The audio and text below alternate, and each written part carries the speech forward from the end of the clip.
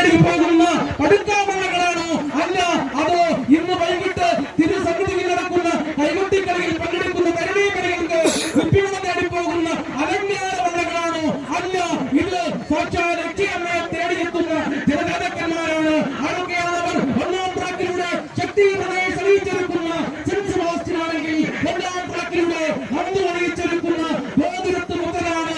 അതെ, ഗോതിരത്ത് മുതൽ അങ്ങനെ ഒന്നാം ട്രാക്കിലൂടെ കടന്നു വരുന്ന സെന്റ് സെബാസ്റ്റ്യനെ ഏതാണ്ട് ഒരു വെള്ളപ്പാടിന് പിന്നിലാക്കിക്കൊണ്ട് രണ്ടാം ട്രാക്കിലൂടെ ഗോതിരത്ത്, അതേ ഗോതിരത്ത് മുതൽ തന്നെയാണ് ഒരു വെള്ളപ്പാട് മുതുകിലാണവൻ. അതേ കത്തിച്ചൊലിക്കുന്ന ഈ വേനൽ ചൂടിനെ തടവൽക്കരിച്ചുകൊണ്ട് രണ്ടാം ട്രാക്കിലൂടെ കടന്നു വരുന്നു ഗോതിരത്ത് പുത്രൻ. ഇല്ല, പിടിച്ചു കെട്ടുവാൻ സെന്റ് സെബാസ്റ്റ്യനുണ്ട്.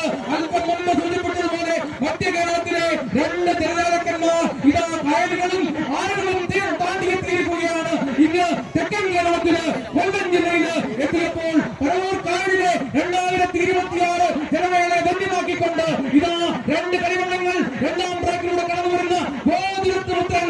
ജലോത്സവ പ്രേമികൾ ആരവെങ്കിലും മുഴക്കുകയാണ്, ആർപ്പ് വിളിക്കുകയാണ്, കൈയൊഴിക്കുകയാണ്, തോർത്ത് വീശുകയാണ്. ആരായാലും തോർത്ത് വീശി പോകും. കണ്ടില്ലേ, അതിലെ രണ്ട് പങ്കായക്കാരും പങ്കായം അങ്ങനെ കുത്തിയെറിയുകയാണ്. ഗോതിരത്ത് പുത്രൻ 1, 2, 3. ഗോതിരത്ത് പുത്രൻ അങ്ങനെ തിരിച്ചുമ്പോൾ തൊട്ട് പിന്നാലെ ഒന്നാം ട്രാക്കിലൂടെ സെന്റ് സെബാസ്റ്റ്യൻ വള്ളം ഗോതിരത്ത് പുത്രൻ ഫിനിഷ് ചെയ്തത് കണ്ടപ്പോൾ അവരും ഒരു ഫിനിഷിംഗ് ലൈനിലേക്ക് ഓടിക്കുകയാണ്. എന്ത് സുന്ദരമായ കാഴ്ച! ഇതാണ് മത്സരം. ഈ മത്സരത്തിന്റെ രണ്ട് ഗീറ്റ്സ് മത്സരങ്ങളും അവസാനിച്ചിരിക്കുകയാണ്. ഇത് നടക്കേണ്ടത് ലൂസേഴ്സ് മത്സരമാണ്. അതിന്റെ കൃത്യമായ